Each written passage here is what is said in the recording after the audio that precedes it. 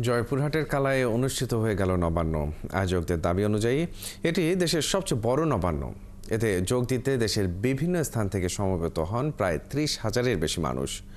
মোয়াজ্জেম হোসেনের তথ্য ও ছবিতে প্রতিবেদন। গ্রামের নাম বেগুন। বৃহস্পতিবার সকালে জয়পুরহাটের কালাই উপজেলার এই গ্রামের অন্তত আধা কিলোমিটার দূর থেকেই রান্নার সুবাস পাওয়া যাচ্ছিল।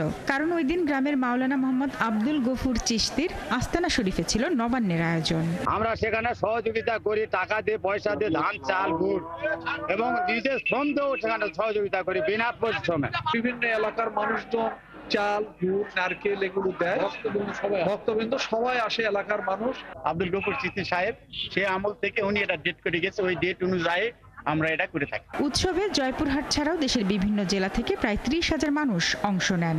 আমাদের যে নবান্নর যে তাবারক ক্ষীর সেটা অংশগ্রহণ করে সবাই চলে যায়। এর আগে হালকা জিকির অনুষ্ঠান হয়। আমাদের তরিকার যারা লোক আছে তারা সবাই একত্রিত হয়ে আমরা নতুন চালের খাবারটা সবাই মিলে প্রথমে বিসমিল্লাহ করবো, তারপর আমাদের সংসারে আমাদের অন্যান্য খাবারগুলো আমরা খেতে পারবো। প্রত্যেক বছর আমরা আসি নতুন ধানে নবান্ন অনুষ্ঠান, ধান চাল, নারিকেল দিয়ে লবণ অনুষ্ঠান হয়। কর্মীরা জানান, যত মানুষ আসুক তারা খাবার দিতে প্রস্তুত থাকেন। এখানে কখনো খাবারের কম পড়ে না। আমাদের যত মুরিদ আছে সবাই একত্রিত হয়ে চাল, ডাল এখানে একত্রিত করে আমরা রাতে যে রাজগার নিয়াজ বিতরণ, সেটা আপনার ক্ষীর যেটাকে বলা হয়, নতুন নতুন চাল দিয়ে ক্ষীর পাক করা হয়, সেটা আমরা সবার মাঝে বিতরণ করি। অগ্রহায়ণ মাসের প্রথম সপ্তাহের বৃহস্পতিবার ভোর থেকেই শুরু হয় এই আয়োজন।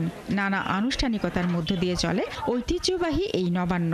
মাওলানা মোহাম্মদ আব্দুল গফুর চিশতির অনুসারীরা বছরে একবার সৌহার্দ্য বিনিময়ে একাত্ম হন।